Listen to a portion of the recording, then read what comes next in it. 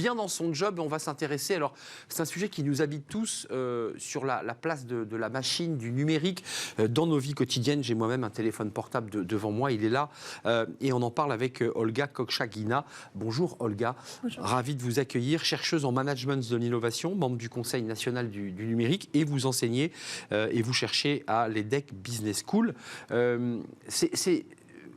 Quand on regarde le sujet à l'envers, on a beaucoup de livres, beaucoup de sujets qui sortent très récemment et qui viennent nous reposer cette question de la place. Alors il y a 100 ans, c'était la place de la machine, et puis 100 ans plus tard, c'est la place de l'intelligence artificielle et du numérique, et on nous dit que tout cela est finalement assez dangereux pour le monde du travail parce qu'il supprimerait des emplois. Vous dites exactement l'inverse. Bonjour, merci de m'avoir et de m'accueillir sur le plateau. Donc, ce n'est pas tout à fait exact. Donc, en fait, nous, on s'intéresse à justement regarder quel est l'impact du numérique au travail. Et on fait ça au travail de sujet. Oui, en fait, on regarde cet angle beaucoup sur l'angle de disparition de travail.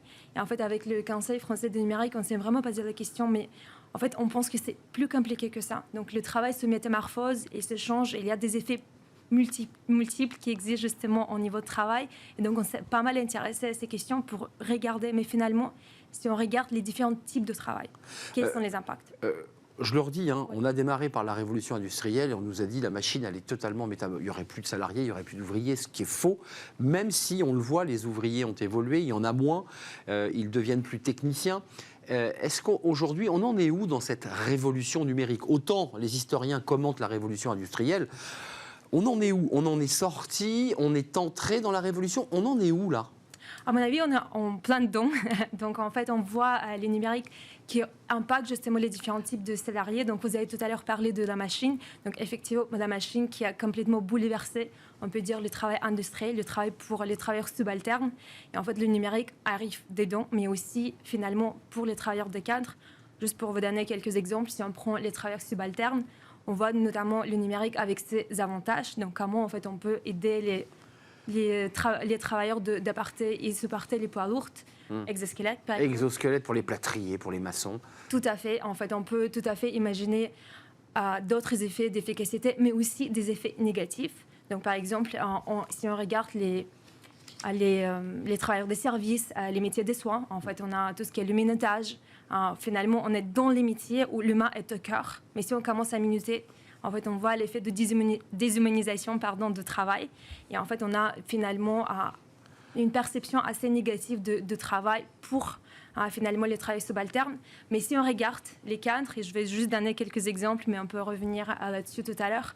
En fait, oui, certes, il y a une efficacité. On parle de travail hybride, on parle de télétravail. On a justement des poids positifs sur le télétravail, mais aussi on commence à citer le surcharge informationnelle, comment en fait on arrive justement à imaginer le travail un peu plus équilibré. Garder la bonne distance. Tout à fait. Le télétravail pour vous, et ça c'est un travail sur lequel vous vous êtes penché, a accéléré le processus de mutation.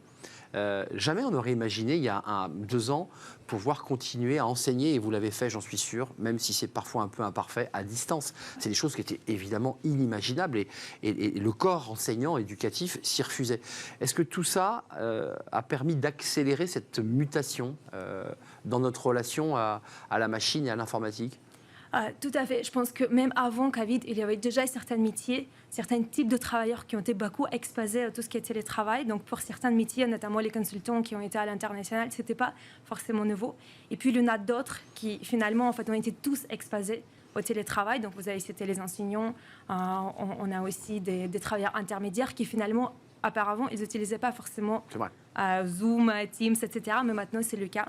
Donc oui, en fait, on voit cet effet massif d'accélération qui a permis justement cette mutation et voir des effets positifs et négatifs de télétravail, mais on peut revenir là-dessus. Vous avez proposé et vous proposez 10 leviers pour rendre les travailleurs acteurs de leur relation aux outils numériques.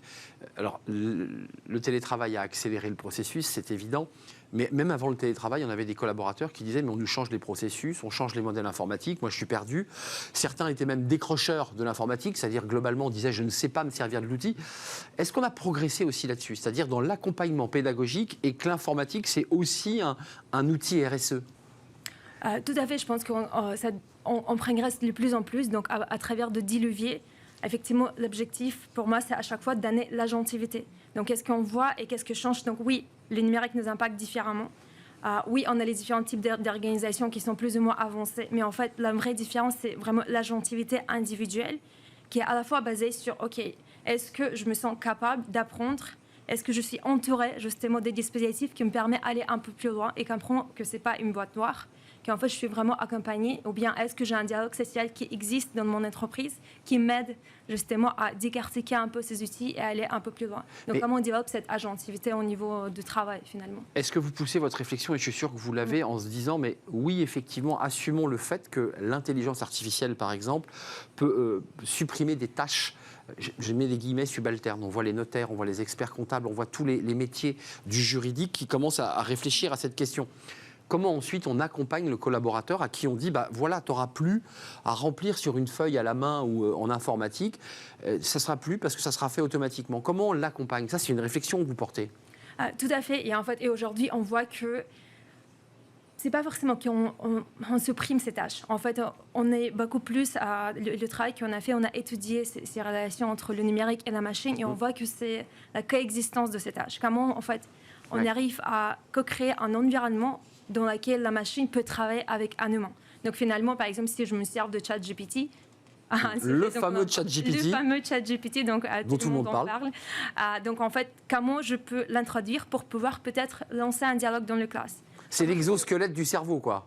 C'est un peu ça, quoi. Tout à fait. Donc, en fait, on voit les limites. On sait que ça utilise les bases de données qui ont été conçues en 2021. Donc, c'est quand même les modèles prédictifs qui existent.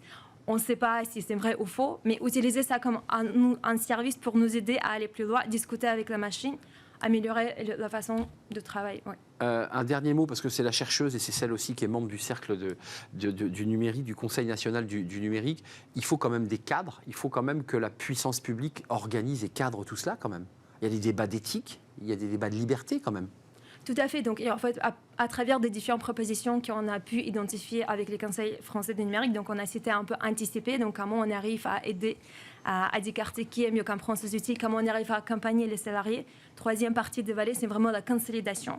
Donc, comment on arrive à consolider par le dialogue social, par finalement les lois qui vont encadrer tout ça. Donc, AI Act permet justement déjà d'engager et regarder quels sont les impacts du numérique, comment en fait on peut anticiper et bien même faire les audits de ces outils-là. Donc tout à fait, et c'est indispensable. Ouais. Allez voir le Conseil national du numérique et sur ces débats, ces réflexions menées par des chercheuses et des chercheurs, des spécialistes en tout cas, sur la manière donc de marier, d'harmoniser le télétravail, la machine, des réflexions, des pistes de réflexion. Merci de nous avoir rendu visite, Olga Kokchkagina, chercheuse en management de l'innovation. Vous êtes professeure à l'EDEC Business School et vous êtes membre éminent du Conseil national du numérique. C'est un vrai plaisir de vous accueillir. Merci. On tourne une page, on s'intéresse aux entreprises qui s'engagent. C'est notre rubrique hebdomadaire avec notre partenaire à la rencontre d'entrepreneurs, d'entreprises qui travaillent et qui proposent des emplois aux jeunes. Et c'est tout de suite.